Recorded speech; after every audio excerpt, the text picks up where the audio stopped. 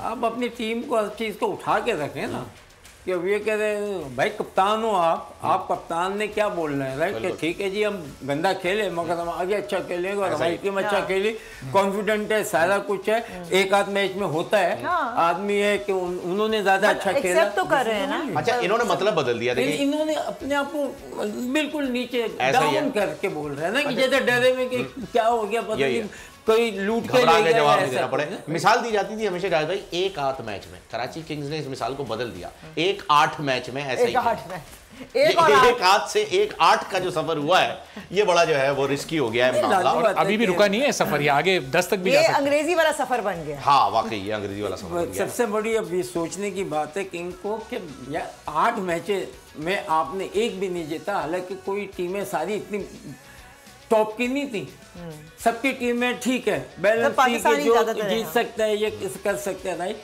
तो ये नहीं बैठ के सोचना चाहिए प्लेयरों को, पूछो भाई हुआ क्या। अच्छा वसीम भाई, आज जैसे नजर आए हैं स्टेडियम में, ग्राउंड में नजर आए, बहुत अग्रेसिव थे, बाबर से भी उन्होंने बात की और ऐसा लगा कि उन्होंने डांटा भी है, क्रिस के ओवर से शायद वो खुश नहीं थे, वो मुसलसल जो है वो डांट रहे थे, मंबल कर रहे थे। ऐसे इस मैच से पहले तक वसीम भाई नजर नहीं आए, तो वो मेंटोर हैं उनके, कोच हैं उनके, वो पहले इतना एग्रेसिव क्यों नहीं हुए? शायद फर्क पड़ जाता टीम को।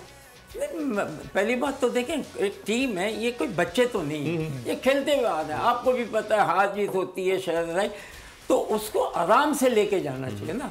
आप भाई you can try your best, उसके ज़्यादा तो नहीं कर सकते।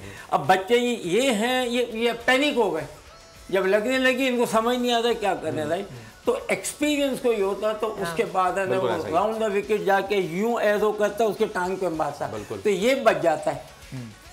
ओवर में पहली बॉल पे छक्का पड़ा और वो कंफ्यूज। आप हो, आप यहाँ से मुझे गेंद कर दो इधर, तो यहाँ तो बच गए ना। सही।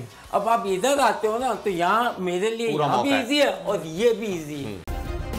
सब्सक्राइब करें और बेल दबाएं ताकि कोई खबर रह न जाए।